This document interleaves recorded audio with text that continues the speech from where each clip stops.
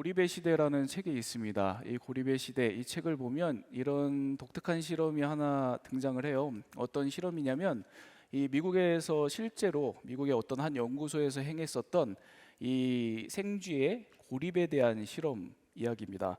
이런 실험이에요. 이 한 생쥐 한 마리를 이 연구소에서 한 생쥐 한 마리를 데려다가 이 좁은 우리 안에 가둬놓은 겁니다. 홀로요. 이 생쥐 한 마리 홀로 이 좁은 우리 안에다가 가둬 놓았다는 거예요. 그리고 나서 이렇게 가둬 놓은 이 고립의 상태를 이 한 달 동안을 그렇게 두고 지켜봤답니다. 한 달이 지났어요. 한 달이 지나고 나서 그 다음에 뭘 했냐면 이 연구소의 연구원들이 이 고립된 이 혼자 고립되어 있는 이 생쥐의 우리에다가 새로운 쥐 한 마리를 거기에다가 넣어본 거예요. 무슨 일이 생겼을까요? 굉장히 이 놀라운 반응을 이 연구소에서 발견을 했대요. 그게 뭐냐면 고립되어 있었던 한 달 동안이나 고립이 되어 있었던 이 생쥐 한 마리가 이 우리 안에 새로운 생쥐가 들어오니까 갑자기 꼬리를 세우고 굉장히 난폭해져서 이 새로 들어온 생쥐를 물어 뜯더랍니다. 이게 혹시나 싶어서 이 연구소의 연구원들이 다른 여러 생쥐를 데려다가 이제 이 실험을 계속 반복을 했대요. 계속 반복을 했는데 거의 다 비슷한 양상들이 나타나더랍니다. 그리고 심지어 이 시간을 점점 늘려봤대요. 그런데 어떻게 되냐면 이 생쥐를 고립시켜 놓은 시간을 늘리면 늘릴수록 그 고립되어 있었던 생쥐가 더욱더 난폭해지는 것을, 정서적인 그 어려움을 겪는 것을 이 연구소의 연구원들이 관찰을 했답니다. 이 이야기가 이 고립의 시대라는 책에 나와요. 생쥐들이 고립되면 고립될수록 서로를 공격할 정도로 큰 정서적인 문제가 생기게 되더라는 이 연구 결과입니다. 여러분, 이 책에서 이 저자가 이 연구를 이렇게 쭉 얘기를 하고 설명을 하면서 이런 이야기를 합니다. 이렇게 고립된 생쥐가 겪는 이 정서적 문제를 지금 우리 모두가 다 겪고 있다. 전 세계적으로 우리가 바로 이런 고립의 정서적인 문제를 지금 겪고 있다. 바로 이런 주장을 하더라고요. 코로나 기간만을 놓고 이야기를 하는 건 아닙니다. 이미 코로나 이전부터 우리 현대 사회에서 이런 사회적 고립의 정서적인 문제가 참 이 심각한 문제로 여러 세계 곳곳에서 대두가 되고 있었는데, 그런데 이 코로나 기간을 거치면서 이 문제가 급속하게 더 우리 사회에서, 이 세상에서 심화되었다는 이야기를 해요. 그래서 지금 저와 여러분들 우리 모두가 다 바로 이런 정서적인 고립의 시대를 지나고 있다, 살아가고 있다, 바로 이런 이야기를 하더라고요. 제가 지난주에 이 책을 사서 쭉 읽으면서 너무 재미있더라고요. 흥미롭게 이 책을 읽다가 생각난 게 하나가 있었습니다. 바로 이런 이야기들을 쭉 보면서 생각난 게 하나 있었어요. 그게 뭐냐면 5년 전에 이 신문 기사에서 이 현대인의 마음 온도에 대해서 이 설문 조사를 하고 그 결과를 이 발표를 한 그 내용이 하나가 있었거든요.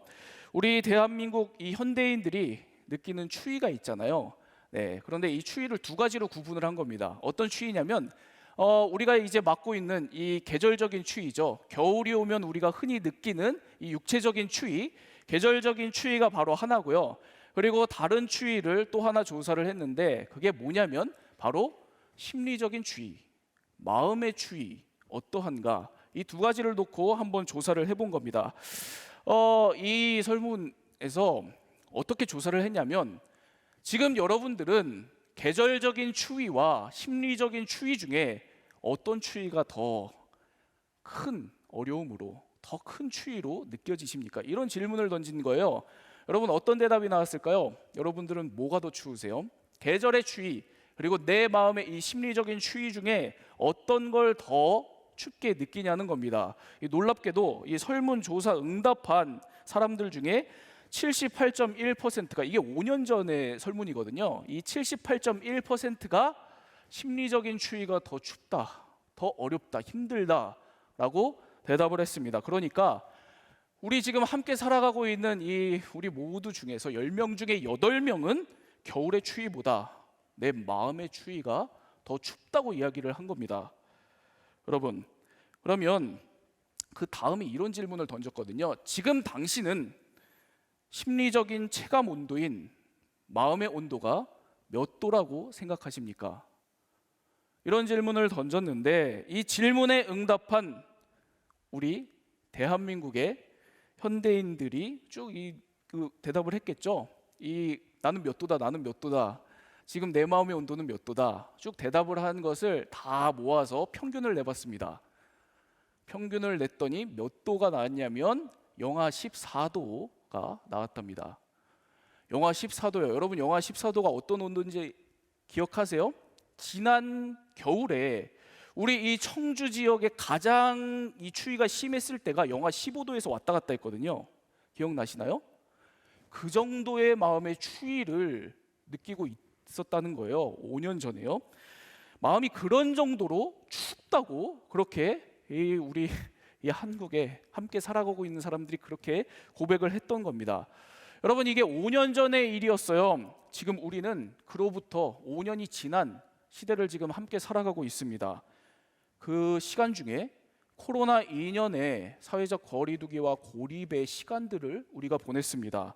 여러분, 많은 사람들이 지금 우리들이 살아가고 있는 삶의 이 현장에서 사회적인 관계가 점점 더 어려워져 가고 힘들어져 가고 있다고들 이야기를 하잖아요. 그렇죠? 여러분, 그래서 아마도 지금 우리들은 함께 살아가고 있는 우리 모두는 마음의 온도가 영하 14도보다 더 추울지도 모르겠어요. 그죠? 지금 우리들의 마음의 온도가 정말 몇 도일까요? 얼마나 우리들이 추울까요? 여러분, 이제 곧 12월이에요. 이번 주 12월로 들어갑니다. 우리가 이렇게 겨울의 초입에 들어서고 있어요. 이미 우리는 그런데 마음으로 계속해서 겨울을 지나가고 있다는 겁니다. 그리고 당분간 여러분, 우리가 다 알다시피 또 뉴스를 봐서 우리가 다 알다시피 당분간 계속해서 이 겨울이 지속될 것만 같습니다. 그렇죠? 오늘 말씀에는 이런 맥락에서 이런 인생의 겨울을 오랜 시간 보내고 있었던 한 사람이 등장해요. 이 사르밧 과부라고 하는 사람이거든요. 여러분, 이 과부 어떤 사람이냐면 구약 북이스라엘의 이 아합 왕 시대에 이 사르밧이라고 하는 지역에 살고 있었던 과부였습니다. 말 그대로 과부였어요. 여러분, 그런데 이 당시에 이 과부가 어떤 시대를 살아가고 있었냐면 이 당시에 이 북이스라엘 땅은 수년 동안 아주 큰 가뭄이 있었습니다. 극심한 가뭄이 있었어요. 여러분, 가뭄이 뭐죠? 단순히 말하면 아무리 찾아봐도 먹고 살 게 없는 것이 그게 가뭄 아닐까요? 그렇죠? 그게 가뭄이라고 하는 이 자연적인 재난입니다. 그런데 이런 재난을 수년 동안 겪고 있었던 사람이 바로 이 사르밧 과부였다는 거예요. 이 당시에 이스라엘 사회가 바로 이런 극심한 재난, 사회적인 재난 가운데 빠져 있었다는 겁니다. 그러다 보니까 여러분, 이 과부도 전혀 이런 사회적인 상황에서 예외가 아니었겠죠. 이런 어려움에서 결코 예외적인 삶이 아니었습니다. 당장 먹고 살 게 없어서 너무나도 힘든 그런 생존의 극심한 곤경, 인생의 겨울 한복판을 수년 동안 살아가고 있었던 겁니다. 그리고 사회 모두가 다 이런 상황이다 보니까 여러분, 어땠을까요? 누구도 이 과부 한 명을, 이 과부와 아들이 있었는데 아들을 돌봐줄 사람이 이 당시에 한 명도 없었던 거예요. 극심한 이런 사회적인 고립 가운데 인생의 겨울을 이 과부가 보내고 있었던 겁니다. 그런데 이렇게도 인생이 고달프고 인생이 너무도 큰 추위를 느끼는 그런 삶인데 오늘 말씀을 보면 이 과부에게 그에 더해서 더한 인생의 추위가 벌어지고 있는 것을 우리가 볼 수 있어요. 오늘 말씀 17절과 18절 말씀입니다. 우리 말씀 함께 읽을게요. 시작. 2일 후에 그 집 주인 되는 여인의 아들이 병들어 중세가 심히 위중하다가 숨이 끊어진지라. 여인이 엘리야에게 이르되 하나님의 사람이여, 당신이 나와 더불어 무슨 상관이 있기로 내 죄를 생각나게 하고 또 내 아들을 죽게 하려고 내게 오셨나이까. 여러분, 먹고 살기가 참 너무도 힘든 인생의 추위 가운데 있었는데 엎친 데 덮친 격으로 여러분 무슨 사건이에요? 이 과부의 아들이 병들어서 시름시름 앓다가 마침내 세상을 떠나게 되었다라고 지금 성경이 지금 이 과부의 상황을 이렇게 이야기를 하고 있습니다. 여러분, 얼마나 이 과부가 지금 마음이 어려웠겠어요? 얼마나 마음이 극심한 공경 가운데 있었겠냐는 겁니다. 우리로서는 참 이 상상할 수 없을 정도로 아팠겠죠. 여러분, 그러다 보니까 이 과부가 얼마나 이 마음이 어려웠던지 마침 이때 자기 집에 머무르고 있었던 선지자 엘리야에게 다짜고짜 찾아가서 막 불만을 터뜨리면서 이 선지자 엘리야를 막 몰아세우고 막 공격을 하는 겁니다. 내가 지금 이렇게 된 게 다 하나님의 사람인 당신 때문이다. 내가 지금 이렇게 힘든 게, 내가 이렇게까지 했는데도 내가 이런 삶에 부딪힌 게 하나님 때문이다. 하나님의 사람인 당신이 여기 있어서 그런 거다. 당신이 내 죄를 밝히려고 온 거 아니냐? 내 아들 죽게 하려고 온 거냐? 바로 이렇게 이 엘리야에게 울분을 토해내고 막 공격을 하는 그런 상황이 된 겁니다. 여러분, 이 과부 한번 다시 생각을 해볼게요. 여러분, 지금 이 과부의 마음속에는 하나님에 대한 어떤 정서적인 반응이 꽉 차 있냐면, 하나님은 내 아들을 죽이시는 하나님, 내 죄 때문에 내 아들을 죽이고 이 땅에 재앙을 내리시는, 우리 인생에 재앙을 내리시는 그런 하나님이시다. 바로 이 생각이 지금 그 마음에 꽉 차 있는 것을 지금 우리가 말씀을 통해서 보고 있는 겁니다. 여러분, 이게 정말 너무 가슴 아픈 상황이잖아요. 그렇죠? 한 사람이 이렇게까지, 특히나 하나님을 잘 믿었던 사람이 이렇게까지 마음의 어려움을 겪는 너무 안타까운 상황 반응이잖아요. 여러분, 지금 이 상황이 있기 전에, 이런 힘든 일이 있기 전에 이 여인은 하나님의 말씀에 너무나도 잘 순종을 하던 여인이었거든요. 큰 가뭄 속에서도 자기 형편이 너무도 어려운데 오갈 데도 없는 하나님의 사람 엘리야를 자기 집에 데려다가 재워주고 먹여줄 정도로 하나님의 말씀을 잘 따르던 믿음의 사람이었습니다. 그런데 너무도 힘든 인생의 이 겨울의 시간들을 보내다 보니까 여러분, 어떻게 됐어요? 하나님의 사람이고 뭐가 없는 겁니다. 하나님이고 뭐가 없는 거예요. 여러분, 이렇게 지금 이 과부가 인생의 겨울을 보내면서 하나님과 멀어지고 있는 이 안타까운 모습을 우리가 말씀을 통해서 보고 있습니다. 여러분, 이 과부의 모습 잘 생각을 해볼까요? 나에 비춰서. 여러분, 우리들 사실 늘, 저도 그래요, 당연히. 그리고 저도 여러분 바라볼 때마다 늘 이런 마음으로 기도합니다. 어려운 일 없었으면 좋겠다. 추운 일 없었으면 좋겠다. 따뜻하고 훈훈한 일들 계속됐으면 좋겠다. 그런 일들이 일어났으면 좋겠다. 여러분, 그런데 그렇지 않을 때가 있잖아요. 그렇지 않을 때가 있을 정도가 아니라 너무 자주 있잖아요. 갑자기 큰 겨울이 내 인생에 찾아오고 내 마음의 온도가 영하 14도 정도가 아니라 영하 20도, 영하 30도, 도저히 내가 견딜 수 없는 그런 추위의 시간들을 보낼 때가 우리가 때때로 있습니다. 갑자기 큰 겨울이 내 인생에 찾아올 바로 이런 때가 있다는 겁니다. 여러분, 이 겨울을 지날 때, 이 인생의 겨울을 지날 때 여러분, 참 춥지만 이 겨울의 추위가 하나님과의 관계의 문제로, 어려움으로 이어지는 일이 없기를 바랍니다. 오히려 겨울의 추위 속에서도 하나님과의 관계가 더 깊어지는 저와 여러분들이 다 되기를 바랍니다. 그래서 오늘도 나와 함께 하시는 하나님 안에서 겨울의 추위를 견디고 이겨내는 여러분들이 다 되기를 바라요.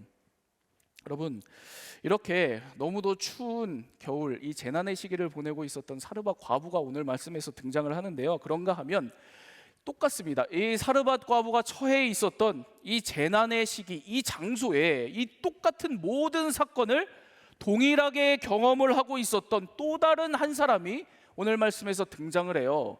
그 사람은 바로 하나님의 사람 엘리야입니다. 엘리야요. 이 엘리야는 말씀드렸다시피 이 사르밧 과부와 똑같은 상황을 경험을 하고 있었던 거예요. 그런데 반응이 좀 다릅니다. 반응이 좀 달라요. 오늘 말씀을 보면. 그래서 오늘은 이 엘리야의 반응을 좀 주목해서 더 들여다보도록 하겠습니다. 그래서 인생의 겨울 속에서 엘리야가 어떤 믿음의 반응을 하는가, 이걸 좀 함께 들여다보면서 오늘 저와 여러분들도 바로 이렇게 인생의 겨울을 지날 때 어떻게 내가 믿음의 반응을 하면서 겨울을 날 것인가, 겨울나기를 할 것인가, 이것을 두 가지로 나누도록 하겠습니다. 여러분, 우리 인생의 겨울나기 첫 번째입니다. 겨울을 보낼 때는 고립이 아니라 연결을 선택해야 합니다. 인생의 겨울을 보낼 때는 고립을 선택하는 게 아니라 연결을 선택해야 된다는 겁니다. 인생이 참 추워질 때, 참 힘들어질 때, 여러분 오늘 이 사르밧 과부처럼 우리들도 자꾸 여러분 혼자 되려고 하는 경향이 있지 않습니까? 자꾸 고립을 선택하는 경향이 있다는 겁니다. 그게 아니라 여러분 그럴수록 더욱더 하나님과의 관계로 나아가고 함께하는 사람들과의 관계로 더 나아가는 바로 이런 연결을 선택해야 된다는 겁니다. 오늘 말씀 17장 19절에서 20절 말씀을 볼게요. 우리 함께 읽겠습니다. 시작. 그를 그 여인의 품에서 받아 안고 자기가 거처하는 다락에 올라가서 자기 침상에 누이고 여호와께 부르짖어 이르되 내 하나님 여호와여, 주께서 또 내가 우거하는 집 과부에게 재앙을 내리사 그 아들이 죽게 하셨나이까 하고, 여러분 말씀드린 것처럼 똑같은 상황이었던 거예요. 똑같은 상황입니다. 과부가 경험하고 있었던 이 재난의 이 자리를, 아이를 잃은 이 슬픔의 현장 그 자리에 하나님의 사람 엘리야도 똑같이 그 자리에 있으면서 똑같이 경험을 하고 있었어요. 그래서 여러분 20절을 보면 엘리야도 이렇게 고백을 하고 있습니다. 하나님은 재앙을 내리시는 하나님이십니다. 하나님께서 지금 이 아들을 죽게 하셨습니다. 그러면 이렇게 하나님의 사람 엘리야도 고백을 하고 있습니다. 이게 도대체 무슨 상황이죠? 이게 얼마나 힘든 겨울을 보내고 있는가를 우리에게 알려주는 이 내용이거든요. 그 위대한 하나님의 사람 이 선지자 엘리야도 지금 이 상황이 너무도 춥고 고달프고 힘들어서 하나님 원망하고 있는 겁니다. 하나님과의 이 불만, 이걸 참을 수가 없는 겁니다. 결코 사르밧 과부와 다르지 않은 그 마음 상태를 우리가 볼 수가 있어요. 오랜 이 고난을 경험하면서, 추위를 경험하면서 도대체 하나님 뭡니까? 어떻게 이 귀한 아이를 데려가실 수가 있습니까? 이 과부에게 있는 거라고는 이 아이 한 명밖에 없는데 하나님 도대체 무슨 하나님입니까? 생명의 하나님이 아니라 재난의 하나님 아닙니까? 마음속에 이런 부정적인 생각을 이 하나님의 사람 엘리야도 동일하게 갖고 있었던 겁니다. 여러분 그런데 중요한 건 그 다음이에요. 그 다음입니다. 이런 마음의 겨울, 인생의 겨울 속에서도 엘리야는 과부와 전혀 다른 반응을 그 다음에 보여주거든요. 엘리야는 하나님과 거리를 두는 게 아니라 하나님께, 이런 마음을 가지고도 하나님께 더 가까이 갑니다. 기도의 자리로 가요. 이런 마음 상태에 있으면서도 기도하러 갑니다. 이 아이를 데리고, 죽은 아이를 데리고 다락방에 들어가서 기도를 해요. 하나님께 부르짖으면서 기도를 합니다. 여러분 그랬더니 놀라운 일이 벌어졌다고 성경이 오늘 말씀에서 이야기를 하는 겁니다. 죽은 아이가 다시 살아나게 됐다. 오늘 말씀 그 내용을 기록하고 있어요. 여러분 대단한 일이 펼쳐진 거죠. 이 참 놀라운 일이 펼쳐진 겁니다.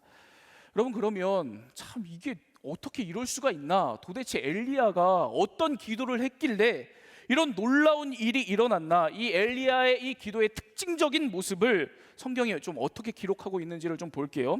21절입니다. 21절 말씀 우리 함께 읽겠습니다. 시작. 그 아이 위에 몸을 3번 펴서 엎드리고 여호와께 부르짖어 이르되 내 하나님 여호와여, 원하건대 이 아이의 혼으로 그의 몸에 돌아오게 하옵소서 하니, 여러분 여기 보면 성경에 그 어떤 다른 믿음의 사람들이 기도하던 모습과 전혀 다른 엘리야의 기도의 이 특징적인 모습이 지금 이 말씀에 등장을 해요. 이게 뭐죠? 죽은 아이 위에 몸을 펴서 3번 자기 몸을 펴서 자기 몸을 포개서 엎드려서 포겠다. 그리고 기도했다. 여러분, 이거요. 죽은 아이가 있었는데 그 아이 몸에 자기 몸을 그대로 포개서 자기 자신을 접촉시켜서 기도했다는 겁니다. 여러분, 성경이 지금 뭘 이야기를 하는 거냐면, 이 엘리야의 기도의 특징을 뭘 얘기를 하는 거냐면, 엘리야가 지금 시체와 접촉했다는 이야기를 하는 겁니다. 다른 이야기, 엘리야가 막 그만큼 이렇게 열심히 기도했다, 온몸 다해서 기도했다, 그런 얘기 아니에요, 여러분. 엘리야가 지금 정확하게 완벽하게 시체와 자기 자신을 완벽하게 일치시킬 정도로 그렇게 접촉을 했다는 이야기를 하는 겁니다. 성경 말씀은요. 여러분, 시체는 누가 시체를 보면 접촉을 하고 싶겠어요? 다들 꺼리는 게 시체잖아요. 그래서 여러분, 유대인들도 당연히 시체는 세상의 모든 부정한 것들 중에 가장 부정한 것들, 대표적인 것이 이 죽은 시체라고 그렇게 생각을 했습니다. 여러분, 그런데 바로 그런 부정한 것에 이 엘리야가 제대로 자기 모든 것을 다해서 접촉을 하고 있는 겁니다. 여러분, 이걸 조금 더 설명을 해드릴게요. 조금 복잡할 수도 있지만 이 짧게 설명을 해드릴 테니까 잘 들어보세요. 구약 성경의 이 율법 규정에서 이렇게 시체와 같은 부정한 것에 이 부정하지 않은 것이 접촉을 할 때, 그럴 때 규정이 크게 2가지가 있거든요. 규정이 크게 2가지가 있습니다. 이걸 간단하게 설명을 드리면, 하나는 고립의 규정이 있고 하나는 뭐냐면 연결의 규정이 있어요. 고립의 규정이 있고 연결의 규정, 이렇게 2가지로 구약 성경 율법에 나온다는 겁니다. 먼저 고립의 규정이 뭔가를 설명을 해드리면, 율법에 부정한 것과 접촉한 그 사람은 정결 의식을 거쳐야지 하나님을 만날 수 있다는 규정입니다. 그렇지 않고 하나님께 나아가는 사람은 죽임을 당하게 된다는 거예요. 그러면 이런 정도로 부정한 것과 접촉하는 것을 이 유대인들의 율법에 엄하게 금지를 하고 있었던 겁니다. 여러분, 이렇게 성경에는 시체와 같은 부정한 것이 있으면 철저하게 그 사회에서 고립시키는 것, 그리고 그 부정한 것으로부터 나도 고립시키고 내가 사는, 바로 이런 고립의 규정이 성경에 있거든요. 여러분, 그런가 하면 이 부정한 것과 접촉하는 경우에 이 규정 2번째로 연결의 규정이 있습니다. 연결의 규정이요. 여러분, 이거는 다른 경우가 아니라 이 제사에 나와요. 레위기 제사 규정에 등장을 합니다. 제사의 여러 규정 중에, 여러 종류 중에 하나님과 우리 사이의 관계를 회복시키기 위한 제사, 이 화목제라고 하는 제사가 있거든요. 화목제라고 하는 제사가 있습니다. 이 화목제의 제사를 잘 보면 바로 이런 접촉이 등장을 해요. 접촉이요. 단절된 하나님과 부정한 인간, 부정한 것이 다시 연결되기 위해서, 부정한 우리 서로가 다시 연결되기 위해서 뭘 하냐면 꼭 대속제물을 바치게 되어 있었습니다. 대속제물이요. 그 과정 가운데 부정한 인간이 대속제물에 손을 얹고 접촉을 하는 그 과정이 있어요. 그걸 꼭 하게 되어 있습니다. 그러니까 살아있는 생명이 대속제물로 바쳐져서 부정한 것과 접촉을 하는 거죠. 부정한 사람, 부정한 것과 접촉을 하는 겁니다. 왜 그럴까요? 그래야 시체와 같은 부정한 우리들과 부정한 것이 살 수 있다. 하나님과의 관계가 다시 연결될 수 있다. 회복될 수 있다. 바로 이와 같은 의미 때문에 이 연결 규정이 있는 겁니다. 여러분, 제가 2개 설명드렸죠. 자, 그러면 오늘 본문으로 다시 돌아올게요. 여러분, 지금 오늘 본문을 보면 엘리야가 죽은 아이를 놓고 기도를 하고 있단 말이에요. 접촉을 해서 기도를 하고 있습니다. 여러분, 엘리야가 지금 무슨 생각으로 이렇게까지 접촉을 하면서 기도를 하고 있었던 걸까요? 엘리야가 무슨 규정을 생각을 하면서, 어떤 규정을 염두에 두고 지금 이 죽은 아이의 시체를 자기의 모든 걸 다 접촉시키면서 지금 기도를 하고 있냐는 겁니다. 뭐죠? 연결의 규정을 지금 생각한 겁니다. 엘리야는. 하나님, 지금 제가 대속제물이 될 테니까 이 아이와 하나님이 연결되게 해주세요.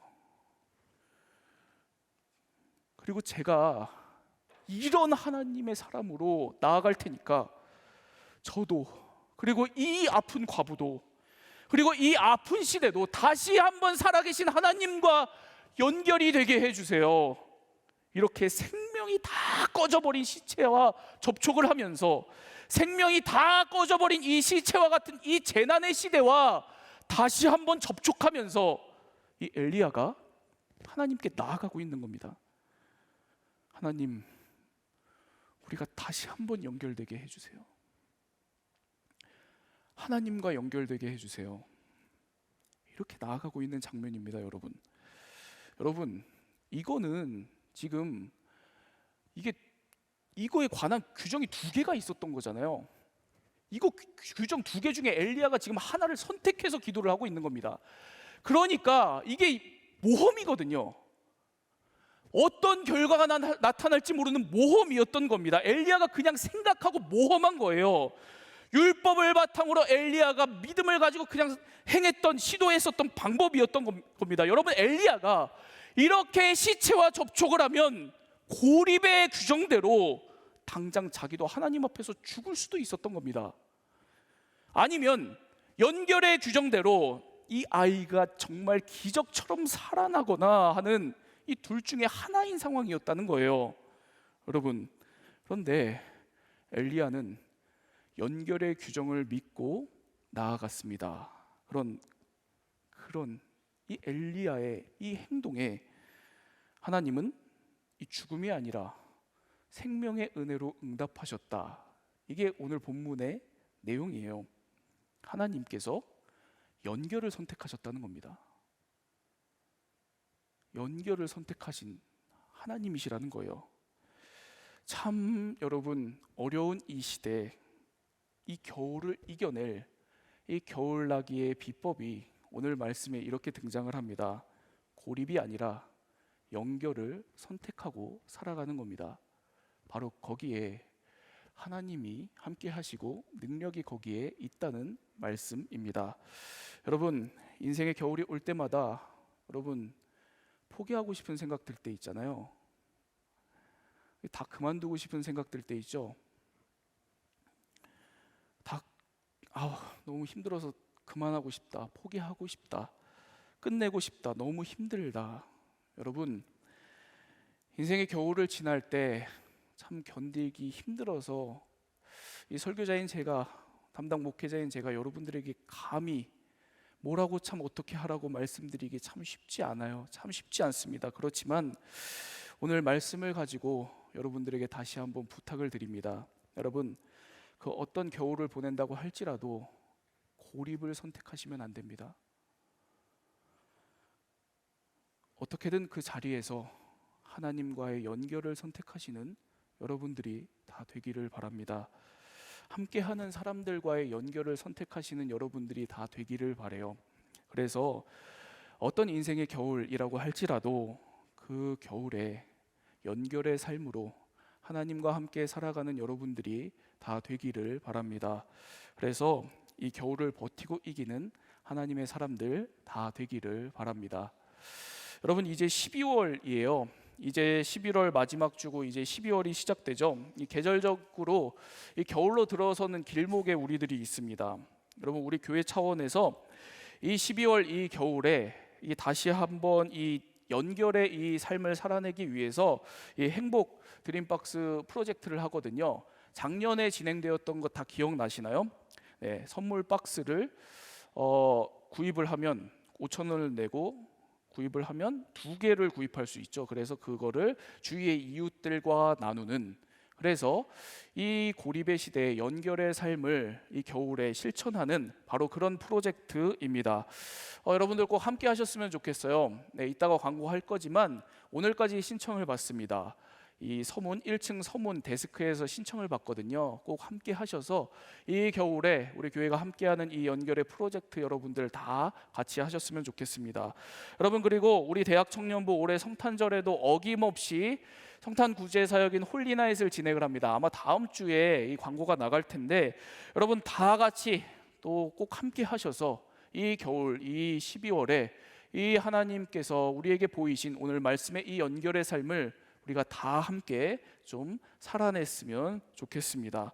그리고 또 있어요. 다음 주 돌아오는 주죠. 돌아오는 주 12월 3일 그리고 그 다음 주 12월 10일 우리 금요 에스크 특별한 시간을 보냅니다. 특별 금요 집회가 있거든요. 위로라는 주제로 이 게스트분들이 오셔서 이 함께하는 특별 집회입니다. 우리 임원들이 이게 뭐 교육자가 이번에 주도한 게 아니라 우리 임원들이 스스로 이렇게 하자고 주도해서 스스로 준비한 그런 집회예요. 그러니까 우리 이런 마음입니다. 저하고 얘기를 했을 때 우리 상당대학 청년부 우리 모두가 참 이 코로나의 기간 지난 한 해 얼마나 다들 삶의 자리에서 고생을 했나. 이 연말에 이 집회를 통해서 하나님과의 연결의 자리를 통해서 한 해를 잘 마무리했으면 좋겠다. 위로의 시간을 가졌으면 좋겠다라고 하는 마음을 담은 시간입니다.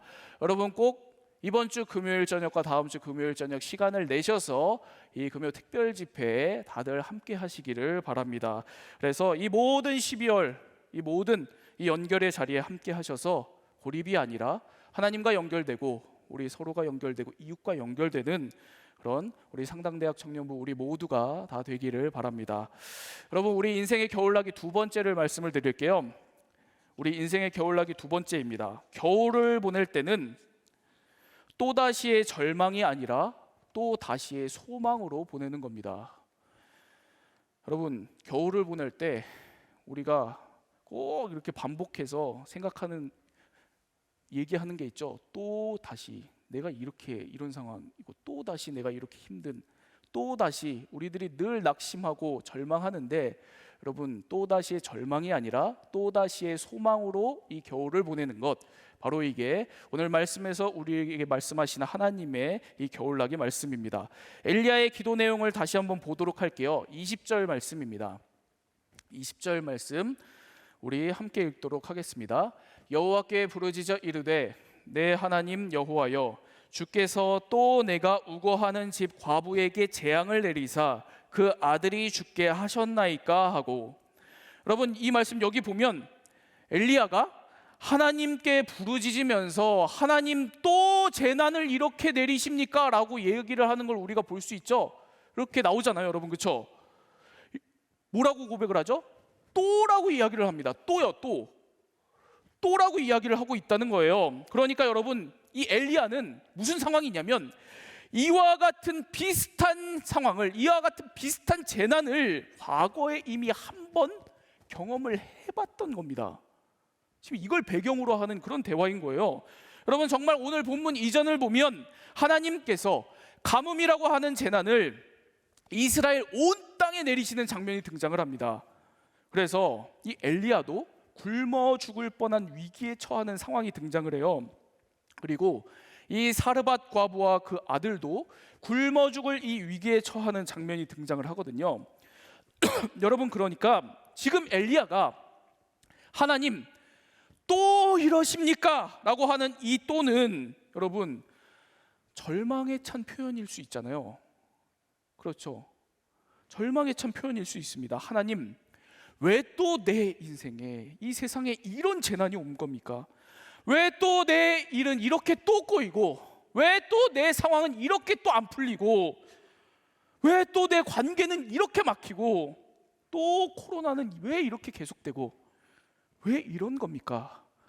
그저 넋두리하고 낙심하는 그런 절망의 또일 수도 있는 겁니다. 여러분 그렇잖아요. 그런데 오늘 이 하나님의 사람 엘리야는 또 벌어진 이 재난의 상황을 그저 절망으로만 받아들이지 않습니다.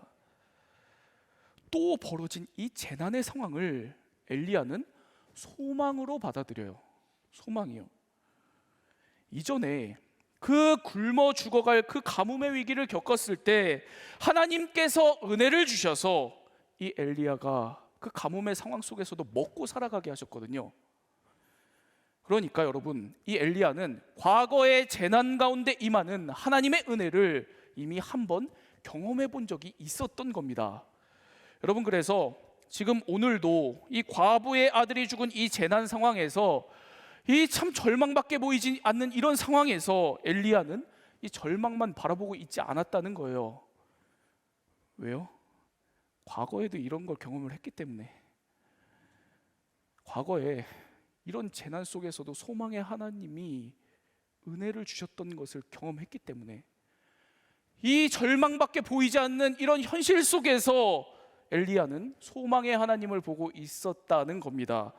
내가 과거에 경험했던 이 은혜의 하나님께서 어떻게 과거에 그렇게도 심각했었던 이 재난 속에서도 기적처럼 나하고 함께 해주셨는지, 하루 한순간을 그렇게 나를 먹여주시고 동행해 주셨는지, 어떻게 그렇게 나에게 은혜를 베풀어 주셨는지, 그 하나님이 내 인생의 재난 한복판에서 어떻게 살아 역사하셨는지 그 은혜의 하나님을 기억하면서, 그랬으니까 지금도 그럴 거다, 내 앞날에도 그럴 거다, 이 은혜의 하나님을 소망으로 바라보고 있었던 겁니다. 우리 인생에 반복되는 또다시의 이 상황을 절망이 아니라 소망의 또다시로 해석하고 나아갔다는 겁니다. 여러분, 우리가 다 알잖아요. 여러분, 제가 뭐 더 말씀드리지 않아도 여러분들이 다 잘 압니다. 반드시 겨울이 오면 겨울 끝나고 봄이 온다는 거요. 이걸 우리 중 누구도 부인할 사람은 없죠. 여러분 이제 겨울이 또 이제 시작이 되는데, 여러분 우리 인생에 한 번도 겨울이 왔는데 죽을 때까지 이 겨울이 계속 지속되는 그런 일을 경험해 본 적 아무도 없잖아요. 그렇죠? 누구 있으세요? 없잖아요. 그죠? 제가 이번 이 겨울을 41번째 경험을 하는데, 네, 41번째 경험을 해요. 여러분, 41번째 제가 경험을 하는데 한 번도 겨울이 계속해서 지속된 적은 한 번도 없었습니다. 반드시 겨울이 오면 그 겨울이 지나고 봄이 왔어요. 여러분, 그런데 제 경험으로 이 계절의 법칙은 제 경험으로 계절뿐만이 아니었습니다. 제 인생의 겨울도 똑같았거든요. 똑같았습니다. 수도 없이 제 인생에도 겨울이 찾아왔었는데 하나님께서 단 한 번도 제 인생의 그 어떤 겨울도 그 겨울 그대로 제 인생 평생 계속 지금까지 지속시킨 적이 없었습니다. 반드시 그 어떤 제 인생의 겨울도 끝이 있었고 그 뒤에 봄이 있었습니다. 여러분도 그러시지 않았습니까? 다 경험하셨잖아요. 그러니까 겨울이 온다면, 겨울이 지금 왔다면 반드시 봄이 온다. 하나님은 반드시 그렇게 나를 인도하실 거다. 내게 봄을 주실 것이다. 우리를 그렇게 인도하실 것이다. 이 또다시의 소망이 우리에게 있습니다. 여러분, 겨울이 반복될 때마다 또다시 절망하는 게 아니라 또다시의 소망으로 나아가는 여러분들이 다 되기를 바랍니다. 이 소망의 또다시로 오늘 어떤 겨울도 이 겨울의 모든 추위를 견디고 이겨내는 여러분들이 다 되기를 바랍니다. 여러분, 그래서 우리 기독교는 이 겨울의 이 가장 중요한 시작, 이 시작의 시기를 대림절이라고 하는 중요한 절기로 보내요. 오늘이 이 대림절 첫째 주 시작이거든요. 이 대림절은 성탄절 직전까지 이 오실 주님을 기다리면서 소망의 시간으로 삼아서 보내는 절기예요.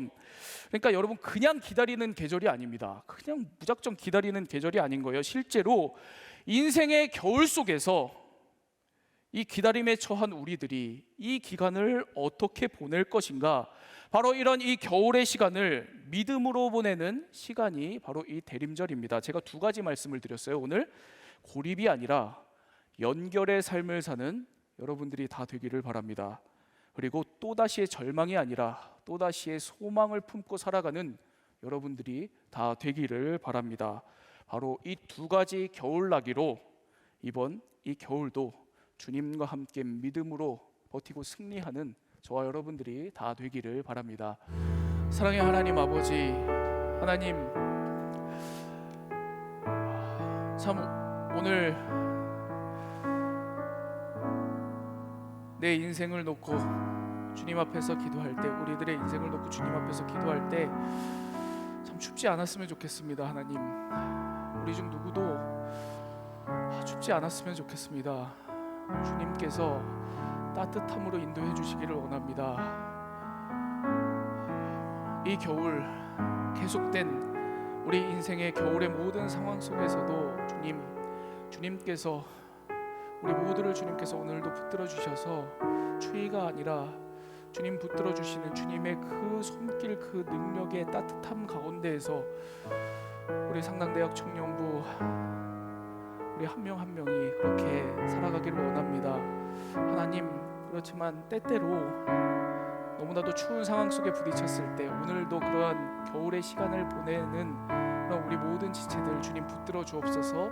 함께하여 주옵소서. 주님, 그 추위 속에서, 그 겨울의 그 어려움 속에서 하나님 고립을 선택하지 않게 해주시고 하나님 붙들어 주셔서 하나님과의 연결을 선택하는 자리로 나아가게 하여 주시고, 그리고 주위에 함께하는 믿음의 사람들과 연결되는 자리로 나아갈 수 있도록 인도하여 주셔서 연결의 축복, 연결의 능력, 그 생명의 은혜로 오늘도 우리 모두를 주님께서 돌보아 주시고 인도해 주옵소서. 하나님, 우리가 삶이 어려울 때마다 또다시 절망하고 또다시 낙심하고 또다시 불평하고 불만으로 가득 찬 그 어려운 마음들 너무 많이 있습니다. 하나님, 그러한 우리들의 마음 가운데 하나님 우리에게 베푸신 은혜를 바라보고 기억하는 그러한 능력을 더하여 주셔서 어떠한 낙심의 상황, 어떠한 또다시의 상황에도 절망이 아니라 주님의 은혜가 반드시 있다는 것을, 반드시 봄이 온다는 것을 소망으로 바라보며 주님 붙들고 겨울을 살아가는 우리 모두가 될 수 있도록 주님 인도해 주옵소서. 우리 상당대학 청년부 모두가 그리하여서 주님 붙드시는 그 능력 가운데 주님께서 동행해 주시고 품어 주시는 그 숨결 가운데 따뜻하게 이 겨울을 보낼 수 있도록 주님 인도하여 주옵소서.